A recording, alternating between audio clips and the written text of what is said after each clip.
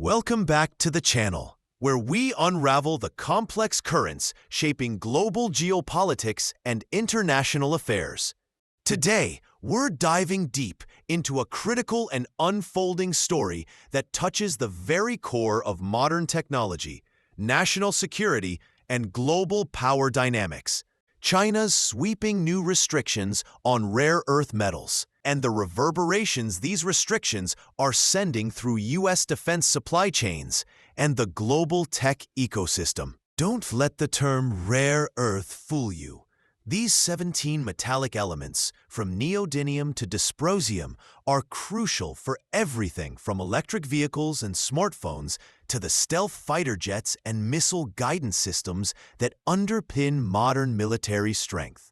With China controlling roughly 80% of the world's rare earth mining and processing capacity, Beijing's recent moves to tighten export controls represent a strategic maneuver charged with geopolitical significance. Over the next few minutes, we'll unpack exactly what China's new rules are, why they're a potential game changer, and what it means for the United States, its allies, the global economy, and the very future of technological innovation and defense preparedness.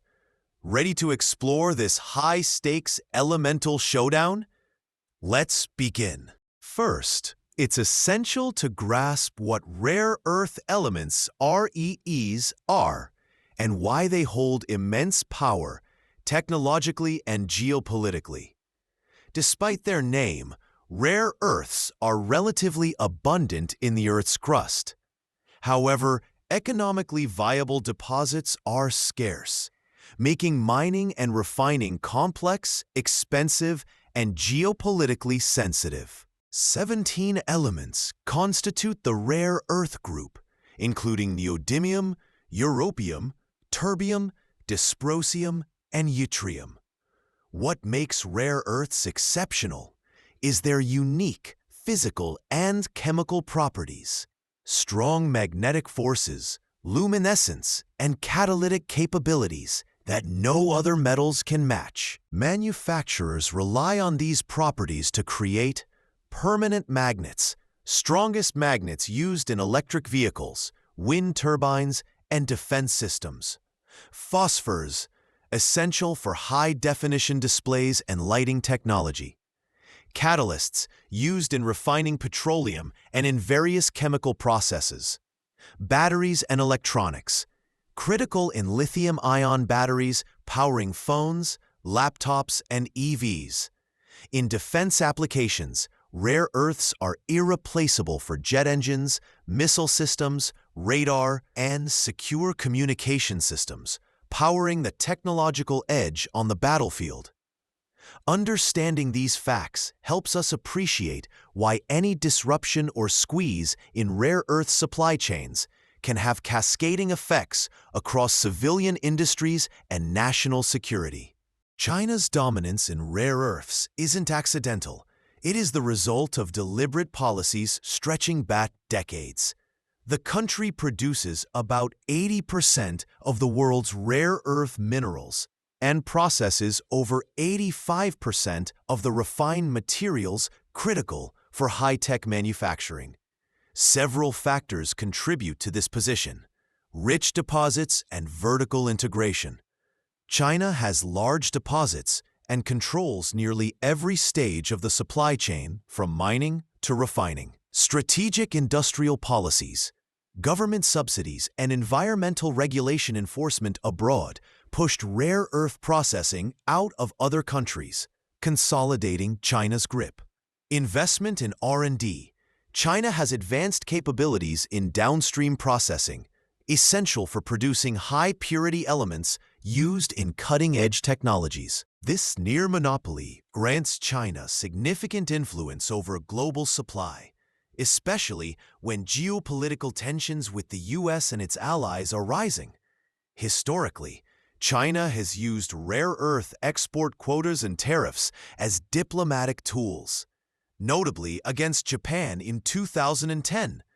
Today's move to expand export restrictions marks an escalation with wider implications. In October 2025, China announced a crackdown expanding the list of rare earth elements under stricter export controls from 16 to 21, adding crucial elements like praseodymium and neodymium, which are vital for permanent magnets. Key features of the new restrictions include tighter export quotas. China will reduce total export volumes, impacting global availability. Enhanced licensing requirements.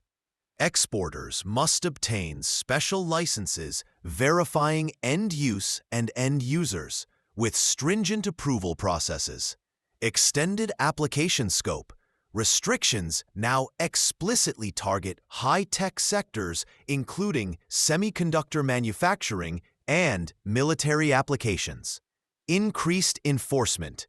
Greater penalties and surveillance to curb illegal trade and diversion. Underlying these moves is Beijing's goal to safeguard its strategic resources, ensuring priority supplies for domestic industries and military modernization, while gaining leverage in geopolitical competition. Does this approach remind you of any similar resource controls in history, where dominant suppliers used material scarcity for political leverage? The United States relies heavily on Chinese rare earth imports, especially for defense applications where substitutes are limited or non-existent.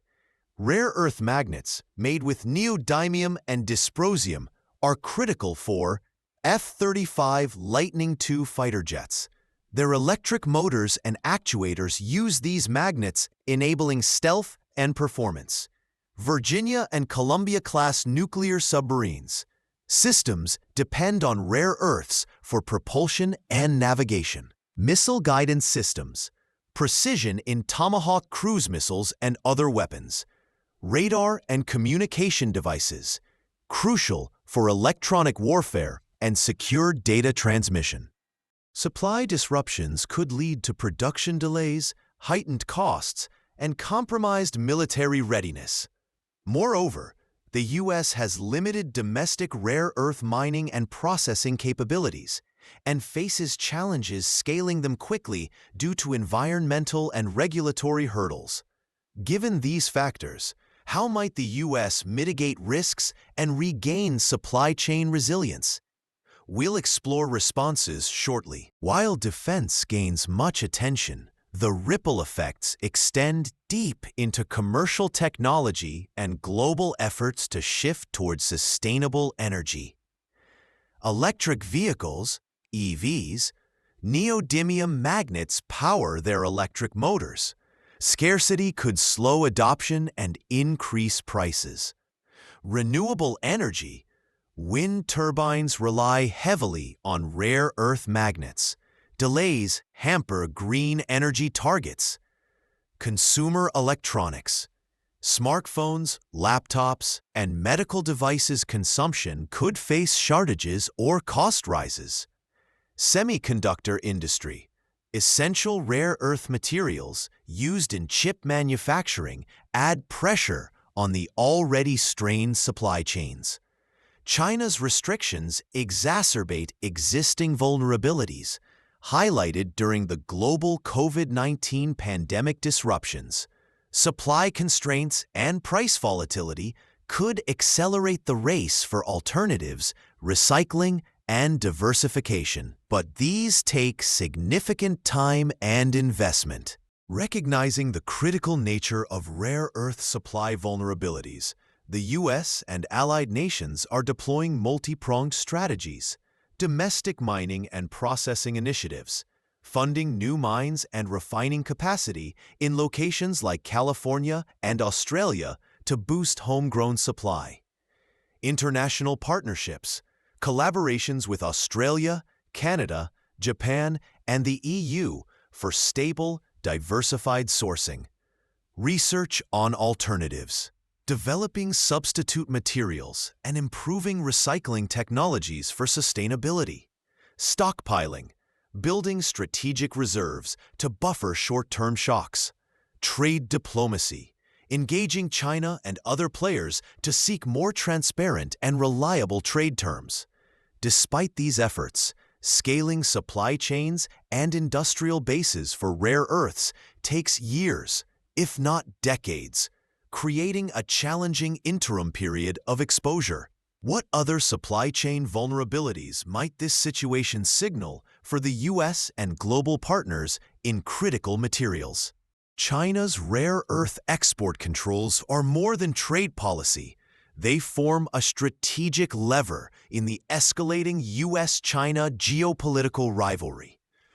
By controlling essential materials, China can influence the technological development pace and military modernization of its rivals, signal strength in trade negotiations and diplomatic standoffs, foster dependencies that shape global economic alignments.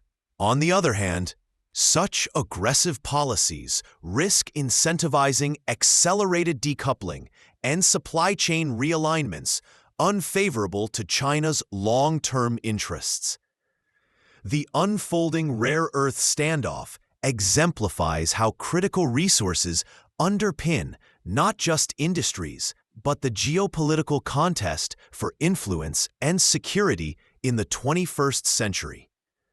Does this elemental power play remind you of historical resource conflicts like oil embargoes? The stakes are equally high today. The restriction of rare earth exports by China has set a wake-up call echoing across governments, industries, and consumers. Key takeaways for the future include supply chain resilience is national security. Governments must accelerate the shift from reliance on single-source supplies. Technological innovation is critical. Investing in alternatives and recycling will reduce geopolitical vulnerabilities. Alliances and collaboration matter. Cooperative international frameworks can help stabilize the rare earth market. Public awareness and policy support. Citizens and leaders alike must recognize the true strategic value of these materials to support sustainable policies. For the U.S. and its allies, the path forward requires balancing immediate defense needs with long-term industrial transformations. As viewers, understanding these dynamics empowers us to better grasp the often invisible forces shaping global security and economic trends. Thank you for joining us in this deep dive. If you found this video insightful, please like, share, and subscribe. Share your thoughts below. How do you see the rare earth challenge shaping the global landscape in the coming decade?